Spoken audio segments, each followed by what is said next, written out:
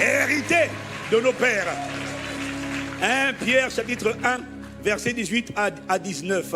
Vous le savez en effet, ce n'est pas par des choses corruptibles comme l'argent ou l'or, ou encore des choses périssables, ou encore des choses qui peuvent se dévaluer, se déprécier, que vous avez été rachetés, de la manière de vivre dépourvue de sens, ou encore vaine. Ça veut dire qu'il ne produisait rien de bon. Il n'y avait aucune vie dans cette manière de vivre que vous avez hérité, que vous avez transmise vos ancêtres. Mais vous avez été rachetés par le sang précieux de Christ, qui s'est sacrifié comme un agneau, sans défaut et sans tache. Seigneur, merci pour le sang de Jésus qui a scellé ma délivrance, ma protection, ma rédemption et ma guérison. Note bien les trois. Le sang de Jésus a sécurisé ma rédemption, ma protection, ma délivrance et ma guérison. Seigneur, merci pour le sang de Jésus-Christ. Quelqu'un me dit Amen.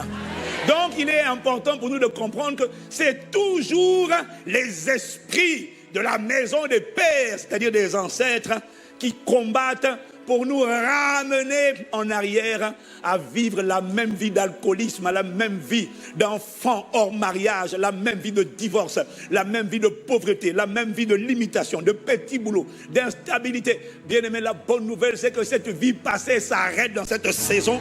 On ne la trouvera plus dans ta vie. Au nom de Jésus, si c'est à toi que je parle, donne un meilleur amen. Le dicton dit que le chien retourne toujours à ce qu'il a vomi. Et c'est l'objectif poursuivi par ces entités sataniques, te ramener à ce que tu avais vomi. Pourquoi tu l'as vomi? Parce que c'était dégueulasse et que tu n'en voulais plus et que tu as cru que Jésus-Christ est venu pour te donner une vie et te la donner en abondance. C'est cette vie que tu veux manifester. Voilà pourquoi tu as vomi l'ancienne vie. Une vie où on manifeste le caractère de Christ. Une vie où on n'est plus amer, on n'est plus jaloux, on n'est plus aigri. Une vie où on est rempli par agapé, l'amour de Dieu. Une vie où on n'est plus impuissant, mais on laisse le Saint-Esprit nous gouverner. Ça veut dire que c'est une vie de domination. C'est une vie où on est aux commandes. Cette vie sera ton partage maintenant comme jamais auparavant. Je n'ai pas entendu ton amen. 2 Pierre 2, verset 20 à 22, la Bible, la version française courant, nous dit ceci. En effet, il y a ceux qui ont échappé aux mauvaises influences du monde grâce à la connaissance de notre Seigneur et Sauveur Jésus-Christ. Mais, écoute bien ce qu'il dit, s'ils se laissent ensuite reprendre et vaincre par ces influences, ils se trouvent finalement dans une situation pire qu'auparavant. Il aurait mieux valu pour eux ne pas avoir connu le juste chemin que de l'avoir connu et de se détourner ensuite du saint commandement qui leur avait été transmis. Il leur est arrivé ce que le proverbe dit précisément. Le chien retourne à ce qu'il a vomi et où le cochon à peine lavé va de nouveau se rouler dans la boue. Quels que soient les boues dans lesquelles tu t'es roulé, ça s'arrête maintenant. Au nom de Jésus. Quelqu'un me dit Amen.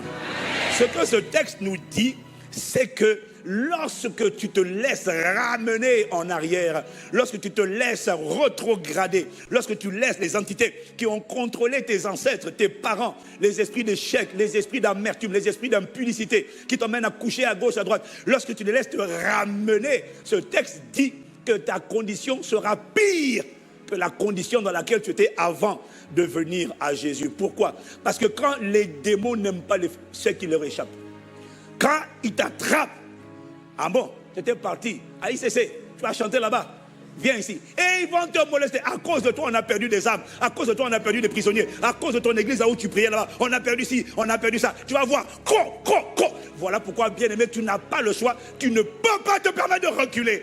Tu ne peux pas.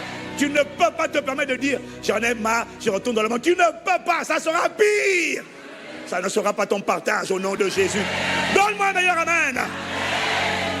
Voilà pourquoi tu ne peux pas céder. Quel que soit l'endroit où tu es tombé, quel que soit le nombre de fois où tu t'es masturbé, où tu as couché, c'est une nouvelle saison.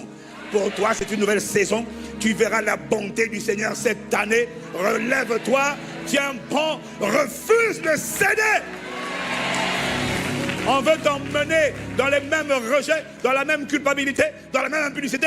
Résiste au diable. Dis-lui non, je refuse. Bats-toi, fight. Pourquoi? Ça ne sera jamais meilleur. Ça ne sera jamais meilleur. Il va te ramener, puis il va t'égorger et détruire. Non, tu ne repartiras pas. Si tu es sous ma couverture spirituelle et que tu es bien disposé, toutes les forces qui te retenaient vont lâcher maintenant.